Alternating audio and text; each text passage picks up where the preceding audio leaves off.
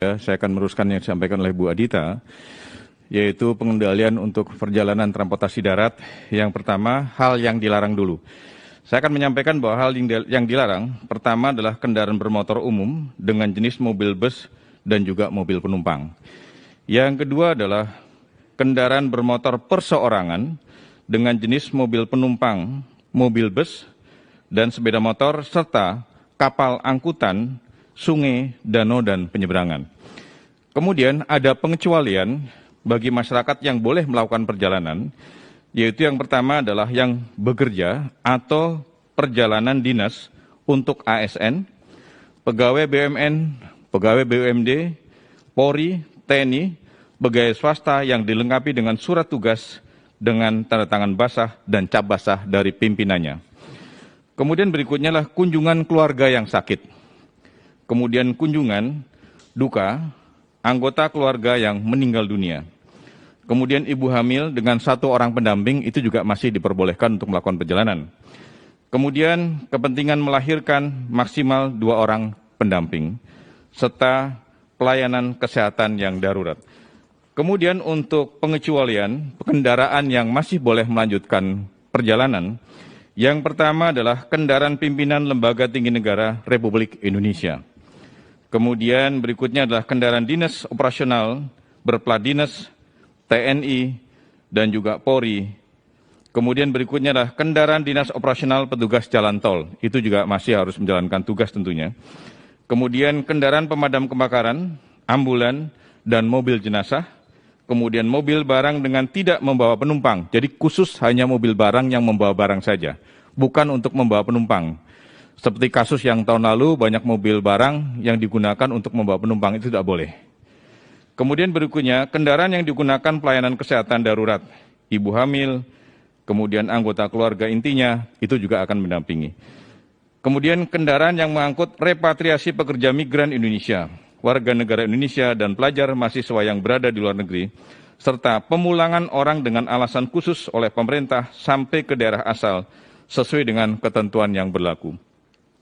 Kemudian sebagaimana disampaikan tadi oleh Ibu Adita, menyangkut masalah wilayah aglomerasi atau lingkungan perkotaan.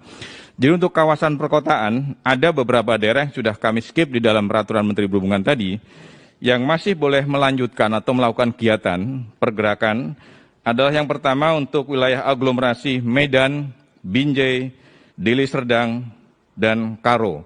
Kemudian berikutnya untuk wilayah aglomerasi atau wilayah perkotaan Jabodetabek, kemudian Bandung Raya, kemudian Semarang, Kendal, Demak, Ungaran, dan Purwodadi. Kemudian berikutnya Jogja Raya, Solo Raya, kemudian Gerbang Kertosusilo atau Gresik, Bangkalan, kemudian Mojokerto, Surabaya, dan Sidoarjo.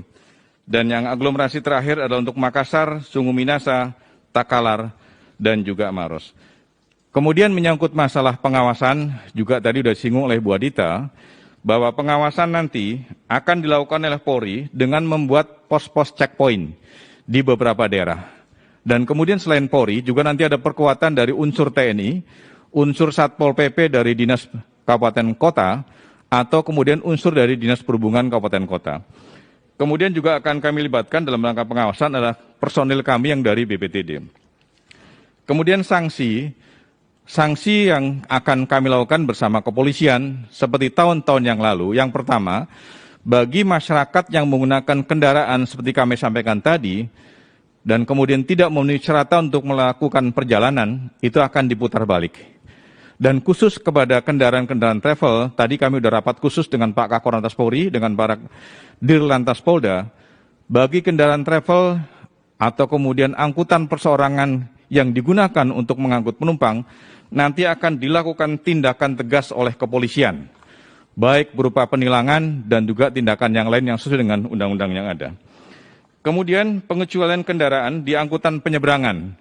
Di angkutan penyeberangan untuk penyeberangan Merak, Bakauni, Ketapang, Gilimanuk, Padang Bayalembar, Kayangan, Potatano, dan juga penyeberangan yang lain yang masih boleh untuk diangkut dengan menggunakan kapal penyeberangan kapal Roro.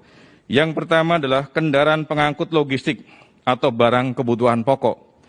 Berikutnya adalah kendaraan pengangkut obat-obatan dan alat kesehatan, kemudian kendaraan pengangkut petugas operasional, dan juga petugas penanganan COVID-19, serta kendaraan pemadam kebakaran, ambulan, dan juga adalah mobil jenazah. Kami kira dari sektor perhubungan darat ini yang bisa kami sampaikan, dan nanti dalam pelaksananya kami bersama Korlantas Polri, bersama TNI, bersama juga dengan Pol PP dan juga Dinas Perhubungan Kabupaten Kota, dari mulai tanggal 6 kami sudah akan memasuki beberapa pos checkpoint yang dibangun oleh Polri. Kalau tidak salah jumlahnya sekitar 333 checkpoint yang akan didirikan oleh kepolisian, dan insya Allah nanti dari unsur Dinas Perhubungan Kabupaten Kota itu akan melakukan akan bersama-sama dengan Korlantas Polri, TNI untuk menjaga